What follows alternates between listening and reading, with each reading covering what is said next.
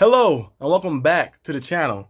And by the video title, this video is about underrated NBA rising stars. It's three guys, as you can see from the thumbnail. This will be a quick little video. Just want to discuss and just want to give, just recognition a little bit. Even though recognition don't mean anything, of course. But just want to give a little shine on these guys who have been absolutely balling out this season and not been getting as much talk as some other players. I think maybe because the market they're in, but we're going to discuss them right now. Starting off with Keldon Johnson. Keldon Johnson has been a Spur. I believe this is his fourth season, if I'm not mistaken. I think this is his fourth season, if I'm not mistaken. I know he came in. I know remember me playing the Olympics last year, too. And he came in, and remember the Spurs were trying to wait to see if he was going to emerge. Last year, I believe he only averaged like 15 points a game. They was waiting, being patient with him and seeing him emerge. You used to see little sparks here and there and seeing him kind of emerging as that guy. And the Spurs just took a big like leap of faith on him. Like that, I remember they let DeJounte Murray, they traded him away, and not only traded him away or they let him go. Then they traded him away like that, and then they of course DeRozan was gone the previous year. Like that, he got they let DeRozan go away. But Keldon Johnson has emerged as a very good player. Has emerged as a good player, a two-way like player, and he has been actually balling this year. And hopefully he can get to the All-Star team this year. It's gonna actually be a very good All-Star selection type of thing, and like All NBA gonna be very tough this year. All NBA teams and stuff gonna be very hard to decide. Defensive teams, because a lot of guys are balling. They're playing good. I know some of the stuff is decided by records sometimes, but if a guy out there balling, giving it all, and you've seen what he's doing on defensive end, his defensive win share grade and stuff like that, and he's like high up there, and you see him what he's doing on the offensive end. Like I always love two-way players because not only I think the guys like my favorite player right now in the league. Of course, is Jimmy Butler because he played for the Heat. Of course, my favorite player of all time is Dwayne Wade. Dwayne Wade, as you know, playing both sides of the ball and just going out there and giving it all. And I always thought players like that deserve to be always an MVP candidate up ahead. Just a guy who's just pure scorer, because going out there and just putting that effort and exerting that energy to play both sides of the ball is going to drain you from that scoring. You're still able to put up 20-plus points, and you're still able to shut down one of their best players. It should give you some type of recognition. Now, I'm not saying Keldon Johnson is going to be an MVP or anything, but hopefully he can make an All-Star this year because he's out there absolutely balling. He's averaging 22 points per game. He's shooting 45% from the field goal and 42% from the three-point line. 42% out there just balling, 4 rebounds, 3 assists, and just playing some good defense too. Is out there just emerging as a star. And he fit the Spurs system well. The Spurs always had those certain type of players they like in their system. Like every team like certain players in their system. I know I'm a Miami Heat fan. I follow the Miami Heat a lot. So, our players, we let them players who can play defense. If you can go out there and play defense and play gritty and tough, and playmakers too, guys who just make plays like that, who's good with the ball in their hand and who can communicate well. Like that, you see most of our players are good defensively. Of course, there's some guys on the team like Duncan Robinson. They're not the best defenders. Tyler Hero not the best defender, but they go out there and they try, and they're good communicators. They know what to do and be in what spots to be in. But Keldon Johnson fits the Spurs mold perfectly. Out there just balling, and he kind of worked his way, and they kind of built him up like that. Because then they drafted him. They took a chance a little bit. They drafted him, and they see him progress, and now he's emerged as a very good player. And he's playing very good, 22 points per game.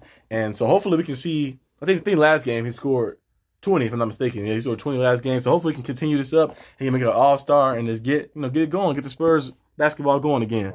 Moving on to the next person is Desmond Bane. Desmond Bane I believe this is his second year, if I'm not mistaken. Because he was the all-rookie team, all-rookie first team last year.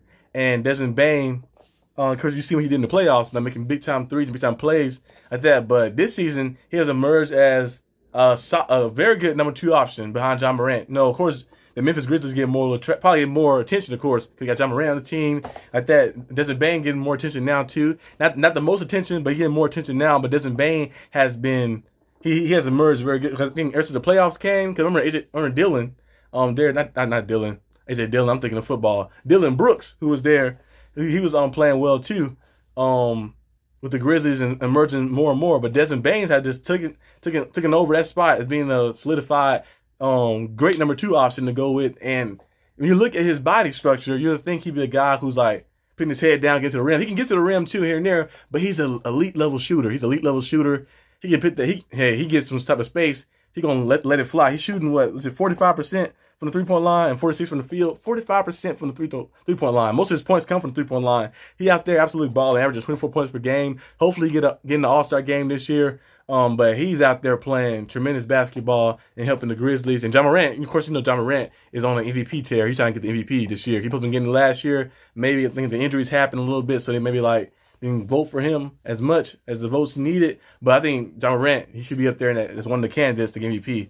But Desmond Bane out there absolutely balling out there and making a name for himself, making a name. And if Desmond Bane can continue this and to improve and get better and better, him and Ja Morant going to be a crazy dynamic duo. Because Desmond Bane, the games is completely different too. Desmond Bane is more a perimeter-like player and can get around the perimeter, and Ja Morant, you know, in the rim. Ja Morant three-point shooting has been better though, but you know he's more inside and stuff. But if both of those guys can continue this up, they're gonna be some big trouble. There's gonna be some big trouble coming for some teams in the future for the NBA.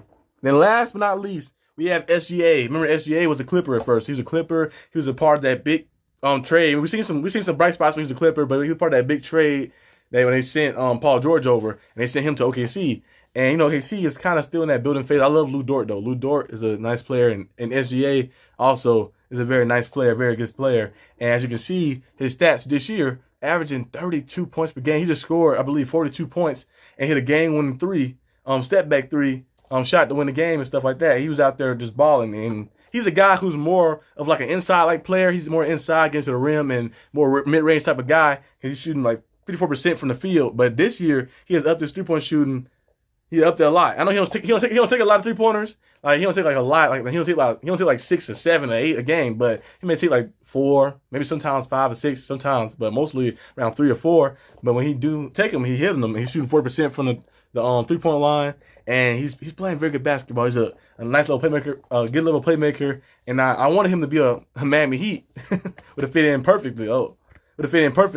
But SGA is doing his thing over there in OKC, out there balling, out there, you know, keeping them in it, really, keeping them in it. OKC is still building, now imagine if they had Chet Holmgren. I might say his last name wrong, but imagine they had Chet there. I know he had that bad ankle injury, missed the whole season.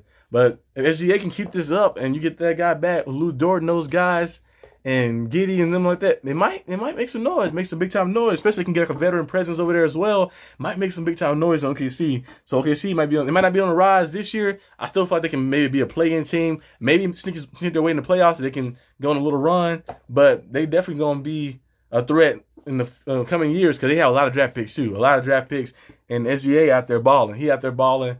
He should definitely. I think he's leading. I think he's 4th in scoring this year, 4th or 5th in scoring this year, and the leading scorers. So hopefully he can he definitely be an all-star. He's gonna be an all-star for sure. Because the way he playing, he's gonna maintain this for a while, and hopefully he can get up there and get that scoring title. That'd be good for SGA to get. But SGA is out there balling. He's out there playing tremendous basketball, putting up some big time numbers. He might be in play for MVP. I know MVP go by records sometimes too. Like it's an instance like the OKC is like 7 or 8 seed. They might not consider him as much, but if he got some crazy stats, crazy numbers like that he's putting up right now, you might have to consider him or something like that to be in like early talks for MVP votes and stuff. But that's all I got for this video today, guys. If you like this video, leave a like and subscribe. And I'll see you guys next time on the channel. Peace out.